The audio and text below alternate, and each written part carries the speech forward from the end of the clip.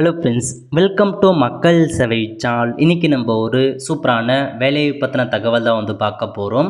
அதாவது மத்திய அரசு சார்பில் போலீஸ் கான்ஸ்டபிளுக்கான வேலையை அறிவிச்சிருக்காங்க. இப்போ அந்த வேலைக்கு யார் யாரெல்லாம் அப்ளை பண்ணலாம், இது தேவையான எலிஜிபிலிட்டி என்ன, இதை பற்றின மொத்த இன்ஃபர்மேஷன் தான் இந்த வீடியோ பார்க்க போகிறோம். இந்த வீடியோ ஸ்கிப் பண்ணாமல் ஃபுல்லாக பாருங்கள். அது மட்டும் அல்ல, இந்த வீடியோ நிறைய பேருக்கு ஷேர் பண்ணுங்கள். வீடியோக்குள்ளே போகிறதுக்கு முன்னாடி வேலைவாய்ப்புக்குன்னு தனியாக நம்ம ஒரு சேனலை க்ரியேட் பண்ணியிருக்கோம். இந்த சேனலில் மாவட்ட வாரியாக வர எல்லா கவர்மெண்ட் ஜாப்ஸுமே ரெகுலராக அப்டேட் பண்ணிகிட்ருக்கோம். இதுக்கான லிங்க்கை நான் டிஸ்கிரிப்ஷன் கொடுத்துட்றேன். விருப்பம் இருக்கவங்க இந்த சேனலை நீங்கள் சப்ஸ்கிரைப் பண்ணி வச்சுக்கோங்க. ஓகே, இப்போதைக்கு ஸ்டாஃப் செலெக்ஷன் கமிஷன் இருக்குது பாருங்கள், அங்கேருந்து கான்ஸ்டபிளுக்கான ஒரு வேலையை அறிவிச்சிருக்காங்க. ஸோ ஃபஸ்ட்லேயே நோட்டிஃபிகேஷன்ஸ் கொடுத்துருக்காங்க பாருங்கள்.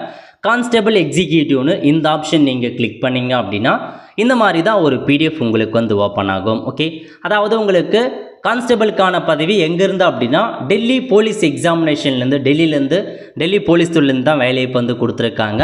ஸோ இந்த வேலைக்கு யார் வேணாலும் அப்ளை பண்ணிக்கலாம். ஓகே, எப்போ அப்ளை பண்ணலாம் அப்படின்னா 22/9/2025 கடைசி தேதியை பொறுத்த வரைக்கும் 21/10/2025 இந்த வேலைக்கு நீங்கள் அப்ளை பண்ணிக்கோங்க. அதேமாரி ஆன்லைன் மூலமாக அப்ளை பண்ண சொல்ல ஏதாச்சும் மிஸ்டேக் பண்ணிட்டீங்க அப்படின்னா 29/10/2025 31/10/2025 வரைக்கும் ஆன்லைன் மூலமாக நீங்கள் கரெக்ஷன் பண்ணிக்கலாம். நெக்ஸ்ட் எக்ஸாமுக்கான தேதியை பொறுத்த வரைக்கும் டிசம்பர் டு ஜனவரியில் உங்களுக்கான எக்ஸாம் இருக்கும் அப்படின்ற மாரி தெளிவாக மென்ஷன் பண்ணியிருக்காங்க.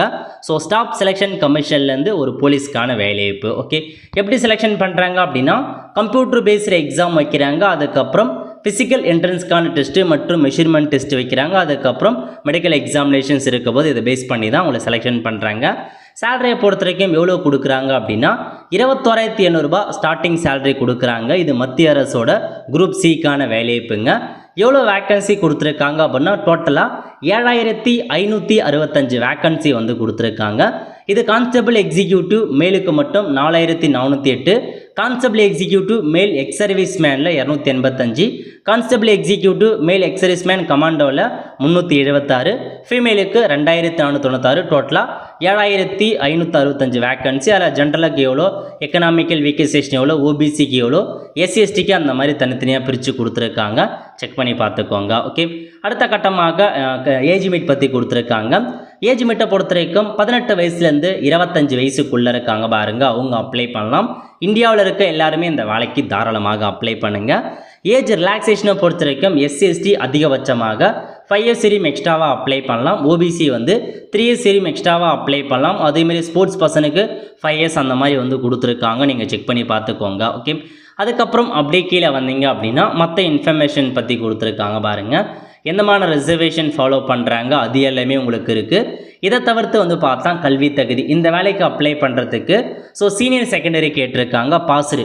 ஸோ 12th பாஸ் பண்ணியிருக்கீங்க அப்படின்னாவே போதுமானதுங்க. இந்த வேலைக்கு நீங்கள் தாராளமாக அப்ளை பண்ணலாம்.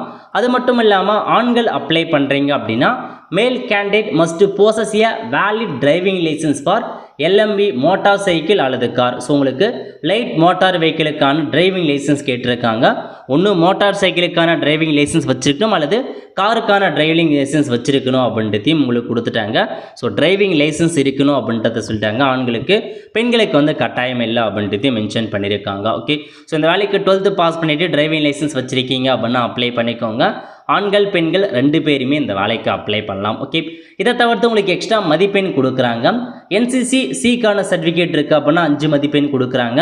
என்சிசி பிக்கான சர்டிஃபிகேட் இருக்குது அப்படின்னா 3 மதிப்பெண்ணும், என்சிசி ஏக்கான சர்டிஃபிகேட் இருக்குது அப்படின்னா 2 மதிப்பெண்ணும் ப்ரொவைட் பண்ணுறாங்க.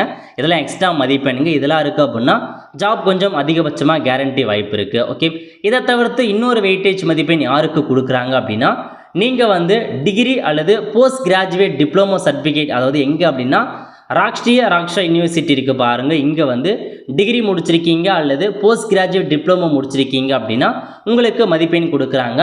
டிஸ்டிங்ஷனில் பாஸ் பண்ணாங்க 5 மதிப்பெண், 5% மதிப்பெண்ணும், ஃபஸ்ட் கிளாஸில் 4% மதிப்பெண்ணும், அந்த மாதிரி உங்களுக்கு மதிப்பெண் ப்ரொவைட் பண்ணுறாங்க. நோட் பண்ணிக்கோங்க. ஹவு டு அப்ளை, எப்படி அப்ளை பண்ணலாம் அப்படின்னா எஸ்எஸ்சி வெப்சைட்டில் போயிட்டு ஓடிஆர் க்ரியேட் பண்ணிக்கோங்க. ஓடிஆர் ஆல்ரெடி இருக்கவங்க லாகின் பண்ணி எக்ஸாம் அப்ளை பண்ணலாம். புதுசாக அப்ளை பண்ண போகிறவங்க ஓடிஆர் க்ரியேட் பண்ணிவிட்டு அப்ளை பண்ண ஸ்டார்ட் பண்ணிக்கோங்க. அப்ளை பண்ணதுக்கான ஃபீஸை பொறுத்த வரைக்கும் நார்மலாக ஜென்ரல் கேட்டகரி ஓபிசிக்கெலாம் 100 ரூபாய் ஃபீஸ் பேமெண்ட் பண்ணுற மாதிரி இருக்கும். இதுவே வந்து பார்த்தா அனைத்து கேட்டகரியை சார்ந்த பெண்கள் எஸ்சி எஸ்டிக்கு வந்து ஃபீஸ் இல்லைங்க, ஃப்ரீயாகவே இந்த வேலைக்கு நீங்கள் அப்ளை பண்ணிக்கலாம். ஓகே, ஸோ பேசிக் இன்ஃபர்மேஷன் இதுதாங்க கொடுத்துருக்காங்க, செக் பண்ணி பார்த்துக்கோங்க. நெக்ஸ்ட்டு எக்ஸாம் சென்டர் பற்றி கொடுத்துருக்காங்க பாருங்கள். ஸோ நம்ம தமிழகத்துக்கு யூஸ்வலாக எங்கே எக்ஸாம் சென்டர் போடுவாங்களோ அதே இடத்துல தான் போட்டிருக்காங்க.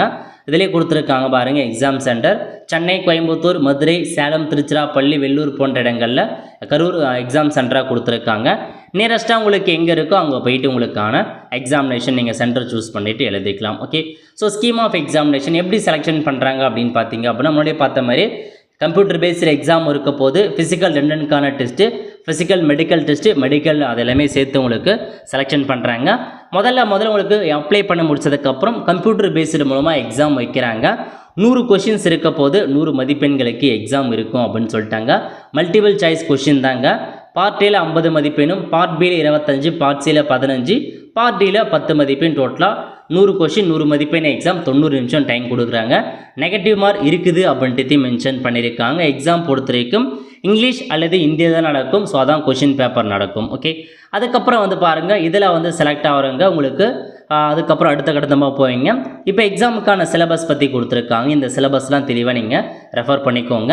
ஸோ இப்போ நீங்கள் எக்ஸாமில் பாஸ் பண்ணிட்டு ஒரு செலெக்ஷன் லிஸ்ட் விடுவாங்க. அவங்க அடுத்த கட்டமாக ஃபிசிக்கல் என்ட்ரன் மற்றும் மெஷர்மெண்ட்கான டெஸ்ட்டு வந்து போவாங்க. முதல்ல ஃபிசிக்கல் என்ட்ரன் டெஸ்ட்டு பற்றி கொடுத்துருக்காங்க பாருங்கள். ஃபார் மேல் கேண்டிடேட், ஆண்களாக இருக்கீங்க அப்படின்னா உங்களுக்கு அப் டு 30 வயசுக்குள்ளே இருக்கவங்க ரேஸ் 1600 மீட்டர் ரேஸை 6 நிமிஷத்தில் ஓடுற மாதிரி இருக்கும். 30 to 40 வயசுக்குள்ளே இருக்கவங்க 7 நிமிஷத்தில் ஓடணும். 40 வயசுக்கு மேலே இருக்கவங்க 8 நிமிஷத்தில் ஓடி காட்டுற மாதிரி இருக்கும். லாங் ஜம்ப் கொடுத்துருக்காங்க, ஹை ஜம்ப் கொடுத்துருக்காங்க. ஸோ எந்த ஏஜுக்குள்ளே இருக்கவங்க எவ்வளோ பண்ணணும் அப்படின்றத நீங்கள் நோட் பண்ணிக்கோங்க. ஸோ ரேஸ் இருக்க போது லாங் ஜம்ப், ஹை ஜம்ப் இதுதான் உங்களுக்கான ஃபிசிக்கல் என்ட்ரன்ஸ்க்கான டெஸ்ட்டு. ஃபிசிக்கல் மெஷர்மெண்ட்க்கான டெஸ்ட்டு கொடுத்துருக்காங்க. இந்த வேலைக்கு நீங்கள் அப்ளை பண்ணுறதுக்கு ஆண்களுக்கு மினிமம் ஹைட்டை பொறுத்த வரைக்கும் 170 சென்டிமீட்டர் ஹைட் இருக்குதுங்க, அதையும் நோட் பண்ணிக்கோங்க.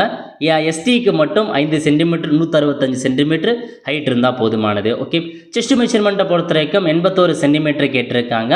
4 சென்டிமீட்டர் எக்ஸ்பேன்ஷனில் இருக்கணும் அப்படின்றத மென்ஷன் பண்ணியிருக்காங்க. அதுக்கப்புறம் பெண்களுக்கான டெஸ்ட் எப்படி இருக்க போகுது அப்படின்னா 1600 மீட்டர் ரேஸை 8 நிமிஷத்தில் ஓடி காட்டுற மாதிரி இருக்கும். 30 வயசுக்குள்ளே இருக்கவங்க லாங் ஜம்ப்பு, ஹை ஜம்ப் வைக்கிறாங்க. அதேமாரி தான். அதேமாரி ஃபீமேலுக்கான மெஷர்மெண்ட் கொடுத்துருக்காங்க. ஹைட்டு மினிமம் 157 சென்டிமீட்டர் ஹைட் இருக்கணுங்க.